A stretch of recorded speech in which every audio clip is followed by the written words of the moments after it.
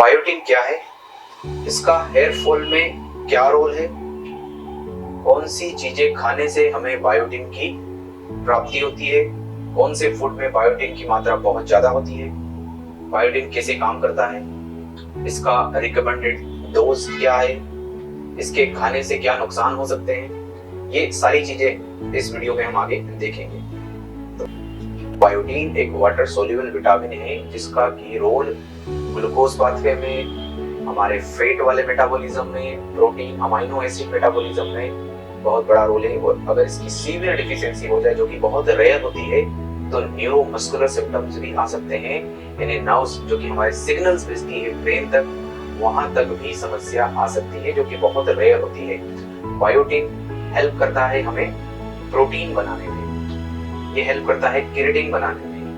तो केराटिन बनाने में हेल्प करता है तो ऑब्वियस सी बात है इससे बालों की भी ग्रोथ तेज होती है। अगर बायोटिन की कमी होगी, विटामिन ए की कमी होगी, तो केराटिन का प्रोडक्शन कम हो जाएगा। केराटिन का प्रोडक्शन कम होगा तो बाल फ्रीजी हो जाएंगे, कमजोर हो जाएंगे और फॉल भी हो सकते हैं। हमारे नेल ब्रिटल हो सकते हैं, नेल जो शाइनी नेल होते हैं उसकी जगह पर फ्रीजी, ड्राई और ब्रिटल इस तरह के नेल जो कि इजीली टूट जाते हैं। ये बायोटिन डिफिशियंसी के जो मैं सिम्टम्स बता रहा हूँ, तो ये कभी से इस तरह की चीजें हो सकती है शुरुआती दौर में। बायोटिन का रिकमेंडेड डोज क्या है, तो उसका जवाब है 30 माइक्रोग्राम पर डे।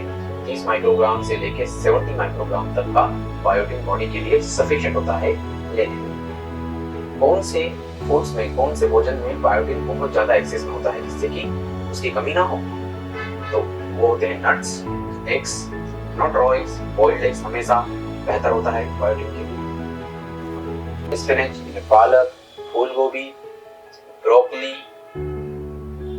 बादाम, मूंगफली के दाने, इवन मिल्क, ये सारे प्रोडक्ट्स हैं जिसमें बायोटिन भरपूर मात्रा में होता है। उनके कंज्यूम करने से हमारे हेयर और नेल में बायोटिन की कमी नहीं होती है लगातार। बायोटिन डिफिशियंसी के क्या क्या कारण हो सकते हैं, कौन सी ऐसी परिस्थितियां हैं जिसमें बायोटिन की कमी हो सकती है बॉडी में, जिससे कि हेयर फॉल चालू हो सकता है, हमारे नेल ब्रिटल हो सकते हैं।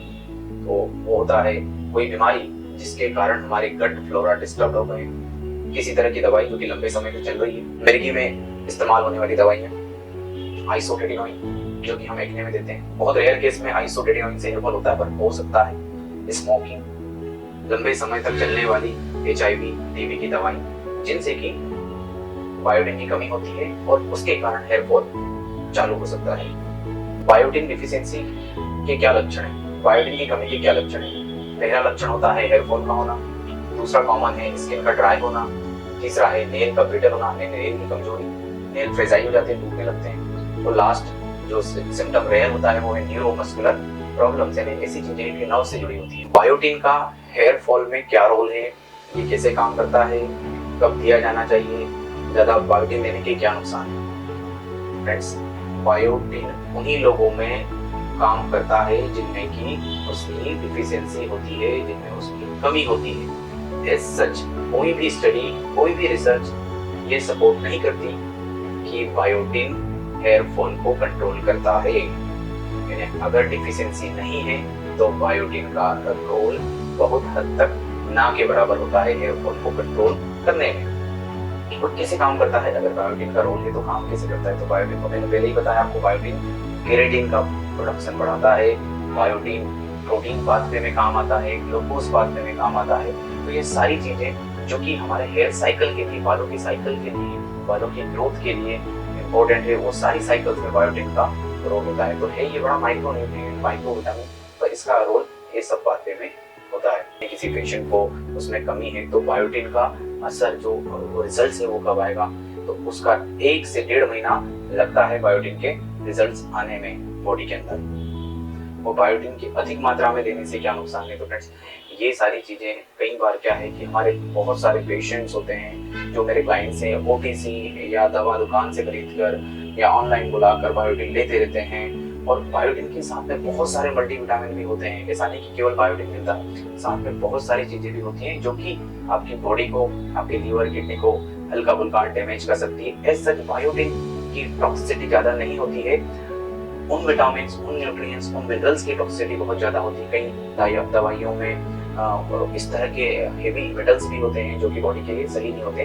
तो अगर आप ओटीसी यानी ओवर द काउंटर ऑनलाइन दवाइयाँ बालों के लिए खरीद कर खा रहे हैं तो उनके कंटेंट जरूर पड़े। बायोटिन के अलावा क्या खा रहे हैं, उनके नुकसान बॉडी पे हो सकते हैं। बायोटिन एक वाटर सोल्यूबल है, ऐसा विटामिन है कि जो पानी में होता है तो ये बॉडी के अंदर स्टोर नहीं होता है, बॉडी के अंदर बहुत दिनों तक जमा नहीं होता है। इसे खाते ही इसका जो एक्सक्रीशन है वो विद इन 48 आवर्स कम हो जाता है, यानी बॉडी पे ज्यादा नुकसान बायोटिन नहीं करता है। बाकी मल्टीविटामिन होते हैं, उनमें बहुत सारी दूसरी चीजें भी होती है जो कि बॉडी को नुकसान कर सकती है। तो ये ध्यान रखना है, बालों के लिए जो भी दवाई लें तो उसका एक लिमिटेड टाइम होता है, एक ड्यूरेशन होता है, एक डोज होता है, उससे ज्यादा ना लें। ये बालों को फायदा पहुंचाने की जगह बॉडी को नुकसान भी कर सकती है। कौन कौन सी कंडीशंस में बायोटिन काम कर सकता है, वो है telogenic fluid, chronic telogenic fluid, nutritional की कमी से होने वाले जो टेलोजन होते हैं, न्यूट्रिशन की कमी से होने वाला जो हेयर फॉल होता है उसमें बायोटिन काम कर सकता है। तो कहाँ काम नहीं करता बायोटिन, तो वो एंड्रोजेनेटिक एलोपेशिया, जिसे मेल पैटर्न बाल्डनेस भी कहते हैं। फीमेल पैटर्न बाल्डनेस वैसी गंजापन, वैसा बाल्डनेस जो कि महिलाओं में हार्मोन्स के कारण होता है, जैसा कि आदिति में होता है, उसको हम फीमेल पैटर्न हेयर लॉस कहते हैं। इसमें भी बायोटिन काम नहीं करता है। थायराइड या ऑटो इम्यूनिटी के कारण जो हेयर लॉस होता है उसमें भी बायोटिन काम नहीं करता है। तो बायोटिन को लेने से पहले अपने डॉक्टर से कंसल्ट करें, अपने ट्राइकोलॉजिस्ट से बात करें। जब पक्का हो तो ही बायोटिन कंज्यूम करें लंबे समय तक, वरना साइड इफेक्ट हो ना हो, इसके इफेक्ट नहीं आएंगे। साइड इफेक्ट तो बायोटिन से बिल्कुल नहीं होते हैं, मैंने बता ही दिया।